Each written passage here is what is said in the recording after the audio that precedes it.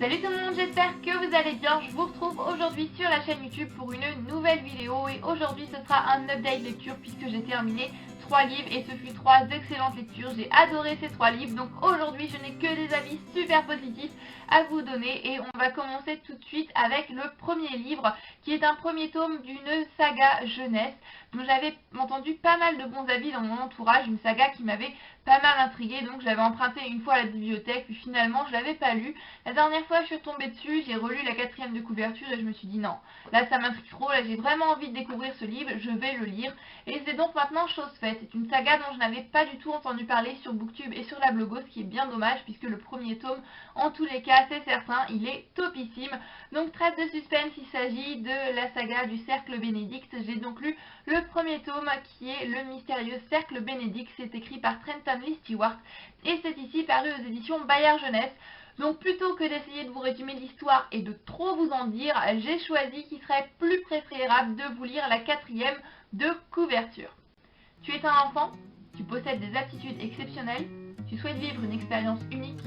Quand cette annonce paraît dans les journaux, des dizaines d'enfants se présentent pour participer à une série de tests, tous plus saugrenus les uns que les autres. Seuls 4 candidats sont sélectionnés. Ils font la connaissance de l'étrange recruteur, M. Bénédicte, qui leur confie ses plans. Ils doivent infiltrer une pension dirigée par un savant mégalomane soupçonné de contrôler les esprits de ses élèves. Monsieur Bénédicte leur donne un seul conseil, se serrer les coudes. C'est ainsi que le mystérieux Cercle Bénédicte est né. J'ai beaucoup aimé ce livre, comme je vous le disais, je l'ai tout simplement adoré. Ce que j'ai le plus aimé, c'est l'univers, un univers que je trouve super original, un univers que je n'avais vu dans aucun autre livre auparavant, ça change vraiment de tous les livres jeunesse que j'ai pu lire, il est vraiment génialissime. Les personnages sont tous super attachants, que ce soit le personnage principal de Rémi, le personnage un petit peu plus central de l'histoire, auquel je me suis attachée dès les toutes premières pages, voilà, c'est vraiment un enfant que j'apprécie, ou les 3 autres personnages qui vont former avec lui le Cercle Bénédicte, c'est des personnages que j'apprécie beaucoup également, c'est tous des personnages auxquels je me suis attachée et que j'ai aimé, des enfants qu'on apprend à découvrir au fil des pages, on met leur histoire bout à bout et on se rend compte qu'ils ont tous des histoires tristes, des histoires poignantes et elles m'ont toutes beaucoup touchée.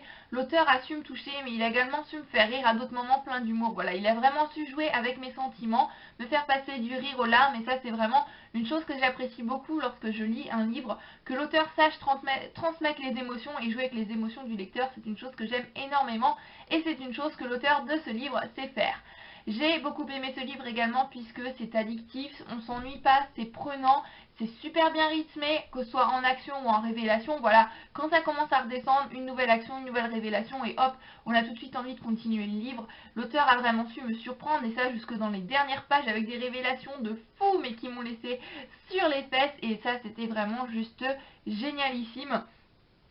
C'est vraiment un livre qui est très dur de lâcher une fois qu'on l'a commencé, il fait un peu plus de 500 pages, voilà, c'est pas écrit particulièrement grand, et voilà, ça se lit tout seul, ça se dévore, j'ai dû le lire en 2 jours, j'ai vraiment adoré comme je vous le disais, et j'ai pas pu lâcher ce livre. Ce que j'aime beaucoup dans ce livre également, c'est qu'il est plein de logique, puisqu'il y a pas mal de petites énigmes logiques, voilà, de petites énigmes qui ponctuent ce récit, des énigmes que doivent résoudre les protagonistes pour sauver un petit peu leur peau, puisque c'est des énigmes dont dépendent leur vie, leur mission est tout de même super dangereuse, et donc nous lecteurs on peut résoudre ces énigmes simultanément avec les personnages, et on a cette impression donc de se sentir plus proche d'eux, de pouvoir les aider, de pouvoir leur sauver la vie, et ça c'est juste un truc que j'ai adoré. Derrière cette histoire qui est super bien menée, avec de l'action, du suspense, des révélations, des émotions, des personnages attachants, donc déjà tout le cocktail qui pour moi fait un super roman jeunesse, l'auteur aborde en toile de fond des sujets super lourds et super...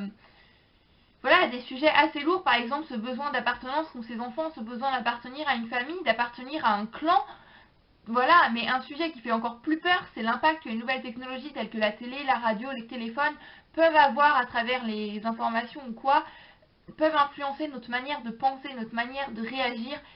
Voilà, c'est amené d'une manière un petit peu fantastique, d'une manière qui change, mais on voit bien que l'auteur essaye de faire passer un message, et c'est un message qui fait peur, c'est une prise de conscience que l'on prend en lisant ce livre, que oui, à force de regarder la télé ou des trucs comme ça influence un petit peu notre manière de penser. Et voilà, pour ce message, pour la manière dont l'auteur aborde ces sujets en toile de fond derrière une histoire super bien menée, c'est tout ce qui fait que j'ai vraiment adoré ce livre. Si vous n'avez pas envie de vous lancer dans une trilogie, dans une saga, ce que je peux comprendre, je pense que vous pouvez lire juste ce premier tome et vous arrêter à la fin, même si la fin suggère, une ouverture suggère qu'il y aurait un prochain tome, je pense qu'il est possible de s'arrêter au premier tome. La fin en soi ne gêne pas, il n'y a pas un big cliffhanger qui vous donnerait juste trop envie de lire le second tome, même si je vais me plonger dans le second tome, puisque j'ai très envie de savoir ce qu'il advient des personnages et de pouvoir suivre leur aventure encore une fois. J'ai ensuite enchaîné avec un autre livre que j'ai énormément aimé également, même si c'est dans un tout autre genre, puisqu'il s'agit du Secret des abeilles de Sue Monkild, paru ici dans cette très moche édition qui est l'édition à vue d'œil, donc spécialisée dans la parution en grand caractère, mais ne jugez pas un livre à sa couverture, pardon, puisque l'intérieur est magnifique, sublime, touchant, prenant, c'est un livre sublime. Un livre qui reste dans votre mémoire pendant un moment, un livre qui vous prend au cœur, c'est vraiment un livre génial. Pour vous résumer rapidement l'histoire, donc on va suivre le personnage de Lily qui vit en Californie du Sud durant l'été 1964 avec son père qui travaille dans un verger, donc il gère un verger, elle vit là, elle travaille donc là durant l'été. Son père est un homme assez violent, un homme intransigeant, il est vraiment très dur avec elle, il est très violent également. Elle a perdu sa mère lorsqu'elle avait 4 ans dans des circonstances qui restent assez floues. Il y a quand même une vague de mystère qui reste autour de la mort de sa mère dans sa tête, une vague de mystère qu'elle aimerait beaucoup éclaircir, elle aimerait retracer l'histoire de sa mère. Et elle est donc élevée par Rosaline, qui est sa nourrice, qui est une personne de couleur noire, puisqu'on est en 1964. Le racisme est quand même une chose qui est très présente à cette époque-là aux États-Unis, et c'est très courant que des personnes de couleur noire travaillent donc pour des personnes de couleur blanche, en n'étant pas très bien payées. Voilà, c'est le contexte historique de ce livre. Les personnes de couleur noire vont avoir le droit de voter. Rosaline va donc décider d'aller s'inscrire sur les listes électorales. Lily va l'accompagner en ville seulement.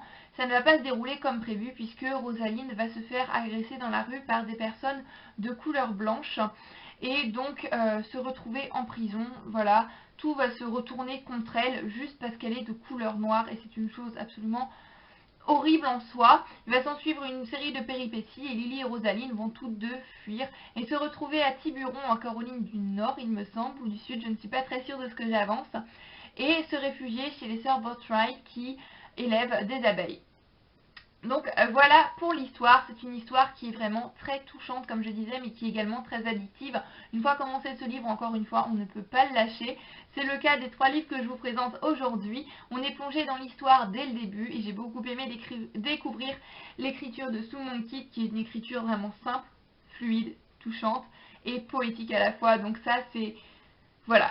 Que demander de plus, c'est vraiment une très belle écriture qui est simple, qui va droit au but, mais qui sait avoir des tournures de phrases poétiques par moment, et ça c'est une chose que j'ai vraiment beaucoup appréciée. L'auteur a choisi une narration à la première personne, c'est donc Lily qui raconte l'histoire, et je trouve que ça apporte vraiment un plus à l'histoire, on se sent encore plus proche de ce personnage, auquel on s'attache déjà très rapidement depuis le début, mais on a vraiment l'impression que c'est une sorte de journal intime, que Lily se confie à nous, et voilà, automatiquement on se sent beaucoup plus proche d'elle, je me suis vraiment attachée à ce personnage, mais je me suis également attachée à tous les autres personnages un petit peu. Que ce soit le personnage de Rosaline que j'admire, qui a vécu des choses horribles dans sa vie, vraiment, et qui reste forte, qui est un personnage voilà, qui a une force exceptionnelle, qui a une autodérision et un humour incomparable. Les autres personnages, les sœurs Botwright également, je me suis beaucoup attachée à elles, même si pour l'une d'elles j'ai eu un petit peu de mal au début, mais finalement je me suis attachée à elles, c'est une chose que j'ai vraiment beaucoup aimé. Les personnages sont tous géniaux, l'histoire en elle-même est très bien menée, on a des actions, on a des révélations, des rebondissements au bon moment.